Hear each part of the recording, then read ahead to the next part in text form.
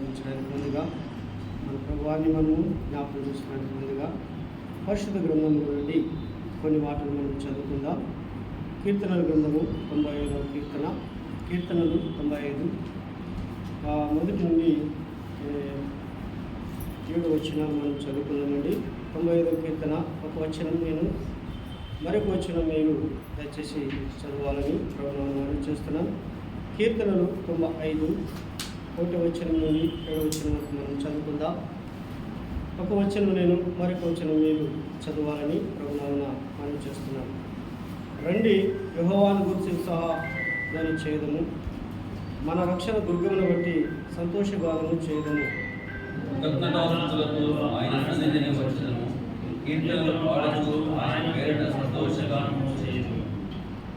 మూడవ వచనం, యెహోవా మహాదేవుడు, దేవతలందరికీ పైన మహత్వము గల మహారాజు, భూమ్యాగాధ స్థలములు.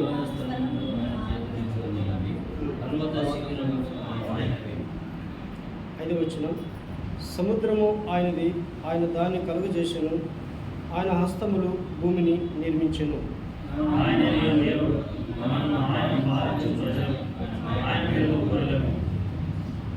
7వ వచనం, రండి నమస్కారం చేసి సాగిలపడదము, మనలను సృజించిన యెహోవా సన్నిధిని మోకరించుదము. నేడు మీరు ఆయన మాట అంగీకరించిన ఎడల ఎంత మేలు ఎంత మేలు. దేవుడు చదువుకున్న వాక్య భాగాన్ని ఆరాధన సహాయకరంగా దీవించుగాక. ప్రేమైన దేవుని బిడ్డలారా, ఉదయకాలంలో ప్రభుని జ్ఞాపకం చేసుకోవడానికి మనం చేరవచ్చున్నాం. మన ప్రభువారిని మనం జ్ఞాపకం చేసుకోవడానికి ముందు మన ప్రభువారు ఎలాంటి వాడు, ఆయన ఎంత మహానీయుడు, ఆయన ఎంత మహాప్రభావం గలవాడు, ఆయన ఎంత మహా అద్భుతములు చేయవాడు భాగాల్లో మనం చదువుకున్నాం. అయితే ప్రభువైన యేసుక్రీస్తు వారు ఆయన మరి ఎంత గొప్ప దేవుడు, ఎంత ఘనుడు, ఎంత శ్రేష్ఠుడు మనము ఎరుగుదము. ఆయనని ఆరాధించడానికి కూడా మనం చేరవచ్చున్నాం. మంచిది.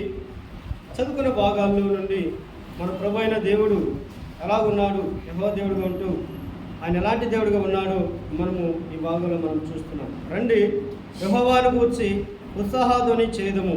ఏం చేయదమంటున్నాడు? రండి, యెహోవాను గూర్చి ఉత్సాహధ్వని చేయదము, మన రక్షణ దుర్గమును బట్టి సంతోష గానము చేయదము అనే మాటలు మనం చూస్తున్నాం. అవును పిల్లరా, ఇక్కడ భక్తుడైన దావీదు మహారాజు రాస్తూ అంటున్నాడు, రండి యెహోవాను గురించి ఉత్సాహగానము చేయదము అంటున్నాడు. రెండవది ఏమంటున్నాడు? మన రక్షణ దుర్గమును బట్టి సంతోషగానము చేయదము అంటున్నాడు. మూడవది ఏమంటున్నాడంటే, కృతజ్ఞతాస్తుతులతో ఆయన సన్నిధికి వచ్చేదము. కృతజ్ఞతాస్తుతులతో ఆయన సన్నిధికి వచ్చేదము. ప్రేమైన దేవులారా, మన ప్రభువారు ఎలాంటి వాడు అక్కడ రాస్తున్నాడు. ఏమంటున్నాడంటే 95వ కీర్తన 2వ భాగంలో, మన రక్షణ దుర్గమును బట్టి. ఎలాంటి దేవుడు అంటే ఆయన మన రక్షణ దుర్గము.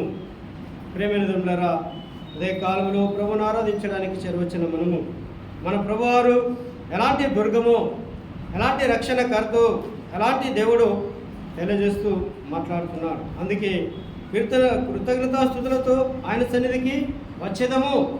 అవును పిల్లరా, మన ప్రభు అయిన యేసుక్రీస్తు వారు మనకు రక్షణ దుర్గముగా ఉన్నాడు, మనకు ఆశ్రయ దుర్గంగా ఉన్నాడు, ఆయన మనకు కోటగా ఉన్నాడు, ఆయన మనకు కొండగా ఉన్నాడు, ఆయన మనకు ఆశ్రయ దుర్గంగా ఉన్నాడు. లేఖనాలు మనం చూసినట్లయితే అయితే చదువుకున్న భాగములో నుండి మరికొన్ని మాటలు మనం చదువుకుందాం. 2వ వచనములు, కీర్తనలు పాడుచు ఆయన పేరిట సంతోషగానము చేయదము. ఏం చేయాలంటమా? కీర్తనలు పాడుచు ఆయన పేరట. ఎవరి పేరట?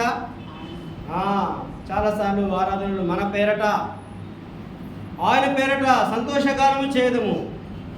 ప్రేమైన దేవులారా, ఆరాధనకు చేరవచ్చిన మనము మట్టి వారమని ఆయన మనల్ని జ్ఞాపకం చేసుకున్నాడు. ఆయన పేరట మనము సంతోషగానము చేయదము అంటున్నాడు. అయితే మరలా ఏమంటున్నాడు? యెహోవా మహాదేవుడు. ఆయన గురించి ఒక స్టేట్మెంట్, ఆయన గురించి అద్భుతమైనటువంటి మాట. ఆయన ఎలాంటి వాడట? ఆయన మహాదేవుడు. కింద భాగాల్లో మనం చూస్తున్నాము, దేవతలందరికీ పైన మహాత్మ్యం గల మహారాజు. ఆయన మహాదేవుడు, మహారాజు. ప్రియమైన దేవులారా, యెషయా గ్రంథంలో మనం చదివితే మహోన్నతుడు, మహాగణుడు అని లేఖనాల్లో మనం చూస్తున్నాం. అయితే ఎలాంటి దేవుడు అని రాస్తున్నాడంటే, భూమి ఆగాధ స్థలములు ఆయన చేతిలో ఉన్నవి. భూమి ఆగాధ స్థలాలు ఎవరి చేతిలో ఉన్నాయంట? ఆయన చేతిలో ఉన్నట్లుగా మనం చూస్తున్నాం. పర్వత శిఖరములు ఆయనవే. మరి అలాగే కింది భాగంలో మనం చూస్తున్నాం, సముద్రము ఆయనది, ఆయన దాన్ని కలగజేసను, ఆయన హస్తములు భూమిని నిర్మించను అనే మాట మనం చూస్తున్నాం. అంటూ ఒక మాట అంటున్నాడు 6వ వచనంలో, ఆయన మన దేవుడు, ఆయన మన దేవుడు. ప్రేమితులారా, ఆయన మరి కింద భాగాల్లో మనం ఆయన ప్రజలము, ఆయన పాలించే ప్రజలము, ఆయన మేపు గొర్రెలము అంటున్నాడు. ప్రియులారా, దేవుడు ఎలాంటి గొప్పవాడు, అంత గొప్ప దేవుడు మనకు ఎలాగున్నాడో ఈ భాగంలో మనం చూస్తున్నాం. మనకు ఎలాగున్నాడు అనేది చాలా ఉత్తమమైనది. ప్రియులారా, ఎవరికి అందని స్థితిలో ఉన్నటువంటి దేవుడు, ఎవరు సమీపింపరాని స్థలంలో ఉన్నటువంటి దేవుడు, మరి అలాంటి మహనీయుడు మనకు అండగా ఉండడం, మనకు రక్షణ దుర్గగా ఉండడం, మనకు ఆశ్రయ దుర్గంగా ఉండడం, మనకు రక్షణ కర్తగా ఉండడం, మనకు రక్షణ దుర్గంగా ఉండడం అది ఎంతో విశేషమైనది. దేవుని గుణాల్లో ఒక గుణం, అందులో దేవుని ప్రేమ దాగి ఉన్నది, అందులో మహోన్నతుని కృప ఇమిడి ఉన్నది, అందులో దేవాది దేవుని యొక్క దయా దాక్షిణ్యములు మనపై దాగి ఉన్నవి అనే సత్యాన్ని మనం ఈ భాగంలో మనం ఎరగవచ్చు. ప్రేమితులారా, అలాగే 7వ వచనంలో మనం చూసినట్లయితే, రండి నమస్కారం చేసి సాగిలపడదము ఏమంటున్నాడండి. ఇంత గొప్ప దేవుణ్ణి ఆరాధించడానికి మనం ఎలాగ రావాలంటున్నాడు? రండి నమస్కారం చేసి సాగిలపడదము. ఇంతకన్నా భాగ్యము మరొకటి లేదండి. మనకి ప్రియులారా, ఉదయకాలంలో ప్రభుని ఆరాధించడానికి చేరవచ్చిన మనము మరి కృతజ్ఞతాస్తుతులతో ఆయన సన్నిధికి వచ్చేదము అని చేరవచ్చిన మనము ప్రేమితులారా, ఎందుకు మనము ఆయన పాదాల యొద్ద మనం సాగిలపడాలంటే ఒక భాగాన్ని మనం చదువుకుందాం. అదే కీర్తనలు 103వ కీర్తనలు 10వ వచనం మనం చదువుకుందామండి. ఎందుకు ఆయన పాదాల యొద్ద మనం సాగిలపడాలంటే అక్కడ భక్తుడు రాస్తున్నాడు, ఏమంటున్నాడంటే, మన పాపములను బట్టి మనకు ప్రతీకారం చేయలేదు, మన దోషములను బట్టి మనకు ప్రతిఫలం ఇవ్వలేదు. ఎందుకు మనం సాగిలపడాలని కోరుతున్నాడు? ఎందుకు సాగిలపడాలి అని ఆయనను స్తుతించాలని కోరుతున్నాడు? ఎందుకు ఆయన సన్నిధికి కృతజ్ఞతాస్తుతులతో రండి అని తెలియజేస్తున్నాడు? ఎందుకు మనం ఆయన ప్రజలమని తెలియజేస్తున్నాడు? ఎందుకు మనం ఆయన మేపు గొర్రెలమని తెలియజేస్తున్నాడంటే, ఎందుకంటే ఆయన ఎలాంటి వాడంటే మన పాపాలను బట్టి మనకేం చేయలేదంట? ప్రతీకారము చేయలేదు. మన దోషములను బట్టి మనకు ప్రతిఫలం ఇవ్వలేదు. ఏమైనా దేవుని బిడ్డలారా, మన పాపాలను బట్టి మనము శిక్షించబడాలి, మన పాపాలను బట్టి మనము గాయపరచబడాలి, మన పాపాలను బట్టి మనకు కొరడా దెబ్బలు పడాలి, మన పాపాలను బట్టి మనము సెలవు వేయబడాలి, మన దోషాలను బట్టి మనము తల మీద ముళ్ళ కిరీటం, చేతులలో మేకులు, కాళ్ళలో మేకులు మనకు కొట్టబడాలి. అయితే మన పాపాలను బట్టి ఆయన మనకు ప్రతీకారము చేయలేదు. ప్రేమైన దేవులారా, ఆయన మనకు ప్రతీకారం చేయలేదు, ఆయన మనకు మరి ప్రతిఫలము చేయలేదు. ఏం చేశాడంటే మన పాపాలకు మన యొక్క శిక్ష ఆయన భరించిన దేవునిగా మనం చూస్తున్నాం. మన దోషముల కొరకు మనం కొట్టబడాలి, ఆయన కొట్టబడిన దేవునిగా మనం చూస్తున్నాం. మన దోషాలను బట్టి మనము అపహసించబడాలి, ఆయన అపహసించబడినట్లుగా మనము చూస్తున్నాం. ప్రేమైన దేవులారా, ఇందులో దేవుని ప్రేమ ఎంత గొప్పదో మనం జ్ఞాపకం చేసుకున్నాం. అందుకే అంటున్నాడు, ఎందుకు కృతజ్ఞతాస్తుతులతో ఆయన సన్నిధికి రావాలంటే మన పాపాలను బట్టి ఆయన మనకు ప్రతీకారము చేయలేదు. ఆయన ఎంత గొప్ప దేవుడు జ్ఞాపకం చేసుకోవాలి. అంత గొప్ప దేవుడు మనకి ఎంత అండగా, ఎంత ఆశ్రయంగా ఉన్నాడు, ఎంత రక్షణ దుర్గంగా ఉన్నాడు మనకి జ్ఞాపకం చేసుకోవాలి. మన రక్షణార్థమై ఆయన గాయపరచబడిన దేవునిగా మనం చూస్తున్నాం. మన పాపాలను మనం విడిపించడానికి ఆయన రక్త మృదగా, ఆయన మనకు రక్షణ సిద్ధపరచడానికి ఆయన మన కొరకు గాయపరచబడిన దేవునిగా మనము లేఖనాల్లో మనము చూస్తున్నాం.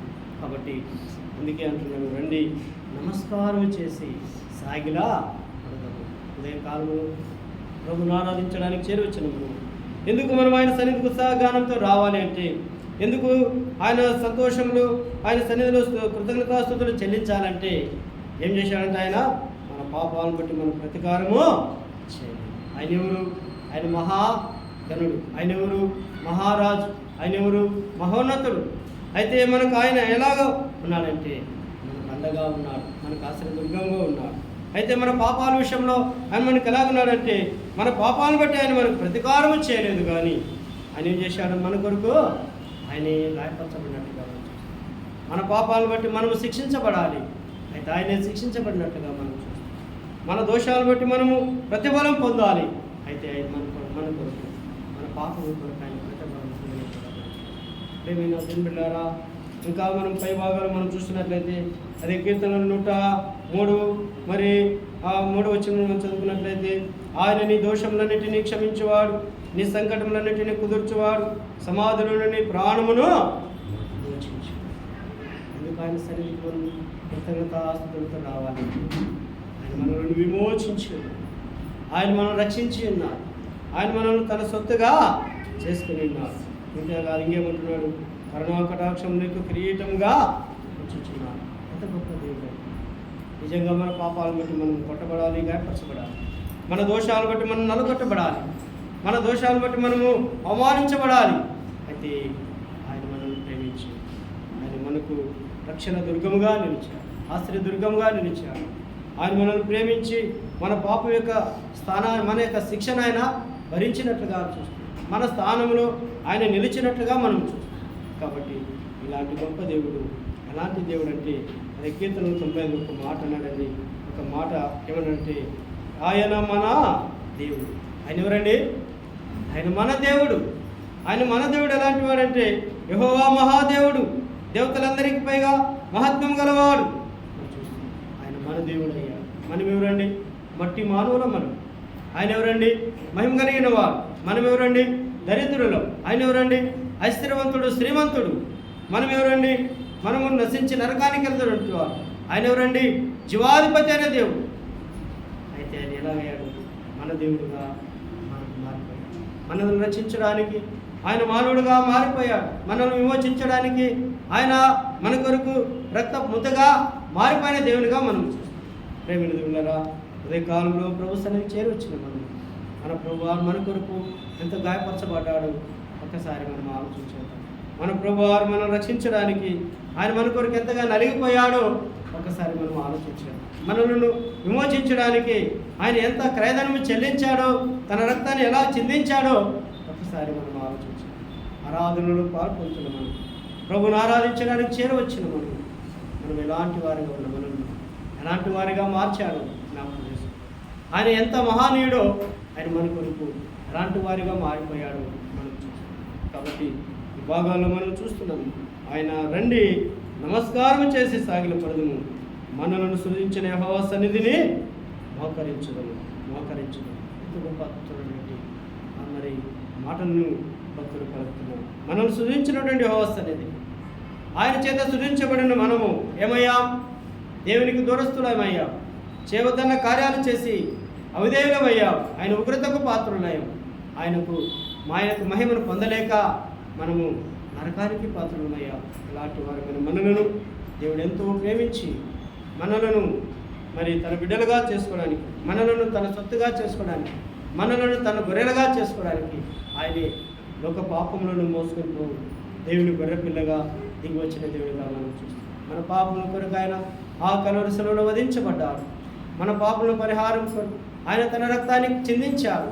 మనము మరణానికి పాత్రులమైన మన కొరకు ఆయన మరణించాడు, సమాధి చేయబడ్డాడు, తిరిగి 3వ దినమున లేపబడిన దేవుడిగా మనం చూస్తాం. ఇటు గొప్ప దేవుని జ్ఞాపకం చేసుకుంటున్నామంటే మనం ఎంతో ధన్యులమో ఒక్కసారి మనం ఆలోచించాలి. యెహోవా తమకు దేవుడుగా గల జనులు ధన్యులు అన్నట్లుగా మనము ఆయనను జ్ఞాపకం చేసుకుని ఆయన ఆరాధించే వారిగా మార్చాడంటే నిజంగా మనం ఎంతో ధన్యులమో, ఎంతో భాగ్యవంతులమో ఒకసారి మనం జ్ఞాపకం చేసుకుంటాం. అందుకంటే రండి నమస్కారం చేసి సాగిలి పడును, మనల్ని సృజించిన యెహోవా సన్నిధిని మోకరించబడి అదే కాలంలో ప్రభుని ఆరాధించడానికి వచ్చిన మన దేవుడు ఎంత మహిమ గలవాడు, ఎంత మహాదేవుడు, ఎంత మహారాజు అయితే అలాంటి దేవుడైన దేవుడు మన కొరకు ఎలాంటి వాడుగా మారిపోయాడు, ఎలాంటి రక్షణకర్తగా మారిపోయాడు.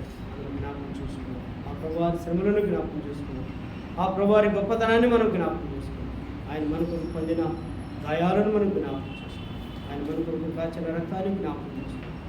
ఆయన మరణ పునరుద్ధరణాన్ని జ్ఞాపకం చేసుకున్నాం. ఆయన ద్వారా మనకు కలిగిన ప్రతి మేలును జ్ఞాపకం చేసుకున్నాం. ఒకప్పుడు మనం దూరస్తున్నమే, అయితే క్రీస్తు యేసు రక్తం ద్వారా సమీపస్తులుగా మార్చబడ్డాం. ఒకప్పుడు మనం దేవుని ప్రజలమే కాదు, అయితే ఆయన ప్రేమ ద్వారా ఆయన ప్రజలుగా, ఆయన పిల్లలుగా మనం మార్చబడ్డాం. ఆయన కృప ద్వారా ఆయన కుమారులుగా మనం మార్చబడ్డాం. ఇది గొప్ప, ఆయన ద్వారా ఈ గొప్ప భాగ్యాన్ని పొందుతున్న ఏ విధంగా స్తుతించిన ఆయన రుణాన్ని తీర్చుకున్నాం. ఏమి చెల్లించి ఆయన యొక్క రుణాన్ని మనం తీర్చుకున్నాం. కాబట్టి ఏమి చెల్లించినను ఏమి ఇచ్చినను మనం రుణస్తున్నాము. అందుకే లేఖనాల్లో ఒక మాట ఉందండి, మనము మంటి వారమని ఆయన మనలో జ్ఞాపకం చేస్తాం. ఎలాంటి వాడండి? మనం మంటి వారం అంట. ఆయన మన ఎలాంటి వారని జ్ఞాపకం, మనం మంటి వారమని ఆయన మనల్ని జ్ఞాపకం చేసుకున్నాడు. దేవుడు జ్ఞాపకం చేసుకున్నంత గొప్పవారు మనలో ఏమీ లేదండి. మనలో ఏ అర్హత లేదండి. అందుకే మరొక భాగంలో ఒక మాట, ఆయన దీనదశలో ఉన్నవారు జ్ఞాపకం చేసుకున్నాం. ఎవరిని జ్ఞాపకం చేసుకున్నాడంట? దీనదశలో ఉన్న వారిని జ్ఞాపకం చేసుకున్నాం. ప్రేమిద్రులారా, ఒకసారి మనము ప్రభుని ఆరాధించడానికి చేరవచ్చిన మనం ప్రభు బలులు పాల్పొందుతున్నాం. ప్రభు శరీరాన్ని జ్ఞాపకం చేసుకుంటున్నాం. మనం ఆయన శ్రమలను, ఆయన పునరుద్ధానాన్ని జ్ఞాపకం చేసుకుంటున్నాం. మనము మన స్థితి ఏమిటో ఒక్కసారి మనం మన స్థితి ఏమిటో మనం ఒక్కసారి ఎరిగి, ఆయన ద్వారా మన యొక్క స్థితి ఎలాగో మార్చబడిందో ఒక్కసారి మనం ఎరిగి ఆయన ఆరాధించడమే గొప్ప భాగ్యం. కాబట్టి ఉదయకాలంలో మన ప్రభువాన్ని మనం జ్ఞాపకం చేసుకుని ఆయన ఆరాధిస్తూ ఆయన నామాన్ని మహిమపరచాలి. దేవుడి మాటలు దీవించు.